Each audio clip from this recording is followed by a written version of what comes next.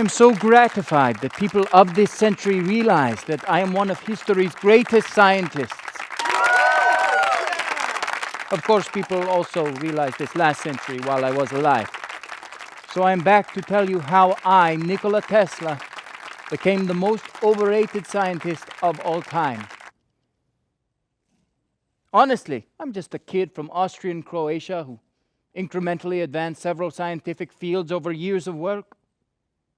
Hundreds of other great researchers are total unknowns, whereas Googling Nikola Tesla brings up an entire internet, convinced I am the steampunk Tony Stark. Where do you get this stuff? That wasn't rhetorical. And the answer is this book. Yes, most of what the internet knows about me comes from Prodigal Genius, a 1944 biography by a friend of mine whose name sounds like the name of a blue magic card and has no endnotes to back up its claims. Good enough for the internet. And can you believe my buddy went around telling people I died a penniless virgin? Posthumous cockblock, bro. The book makes me seem like I am some kind of a reclusive science wizard. On the contrary, I held sold-out lectures throughout my career. Could a weird introvert stage a hit speaking tour in an era where people literally threw tomatoes? No, I'm fun. I'm engaging. I befriended fellow bearded luminaries John Muir and Mark Twain, then wowed their children with my fabulous coils. You're telling me that dude isn't getting laid?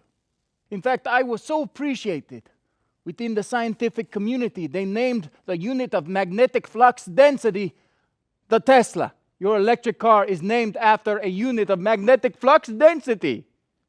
Hell, the mayor of New York personally eulogized me to the entire city. Why mourn Tesla? His life is a triumph. I lived in Manhattan hotels. I rocked fancy clothes on the nightly. I attended fancy parties on the weekly, and deservedly so. 112 patents is nothing to sneeze about.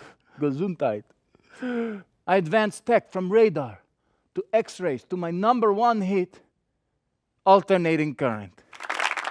Yes, thank you. And I received plenty of credit for all of it. But did I really invent these things by myself? In my laboratory, in my AC-powered techno-zeppelin? No way! Real scientists advance and build on the work of their colleagues. If they are not egomaniacs, they take pride in being part of centuries of progress. And even if they are egomaniacs, yes, Thomas Edison was a real cockhole, but he was also a real scientist and a great businessman. Yes, okay, he screwed me out of some paychecks and some credit, but getting dicked over makes me part of a grand tradition of credit theft. Screwing over everyone from DNA discoverer Rosalind Franklin to circuitry pioneer Jeffrey Dahmer to Doritos Locos Tacos visionary Todd Mills. The difference is those geniuses languish in obscurity. Yet if any of you had to name any 5 scientists off the top of your head, you'd hit Tesla after Einstein and Darwin and Dr. Horrible. So stop worrying about giving me the credit I deserve and give some to the hundreds of researchers out there working right now to make your lives better. And also, why do you only focus on my little quirks? What about my fear of pearls? Or the fact that I spent my golden years falling in love with a pigeon who I believed shot light out of its eyes and told me the future? And who's to say I was wrong? My pigeon and I predicted everything from personal electronics to geothermal energy to unmanned drones. In 1926, I told Collier's magazine, aircraft will travel the sky unmanned, driven and guided by radio. You're welcome, Obama. In that same interview, I predicted, quote, a new sex order is coming with the female as superior. You're welcome, Hillary. Of course, I also said that widespread eugenics would fix humanity by the year 2100. I said that I would invent everything from a force field to an earthquake machine to a death beam, and never followed through.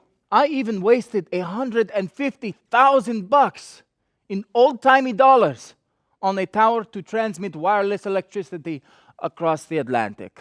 Whoopsie. I took lots of big swings. Sometimes I was right, and sometimes I was a eugenicist. I'm only human, like all of my colleagues.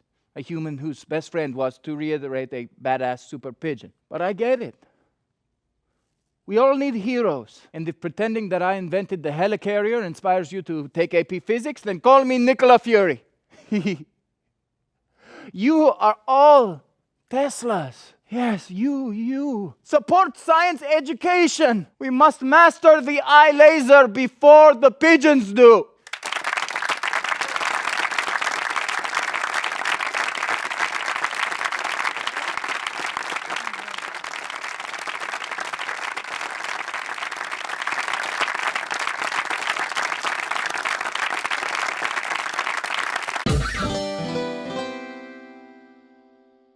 Thank you so much for watching. If you liked it, there's a button that says like. You just have to press that. And of course, subscribe. There's a button there somewhere for that too. And we want to hear from you. What invention of Tesla's do you think shows that he was the baddest ass mofo scientist of all time?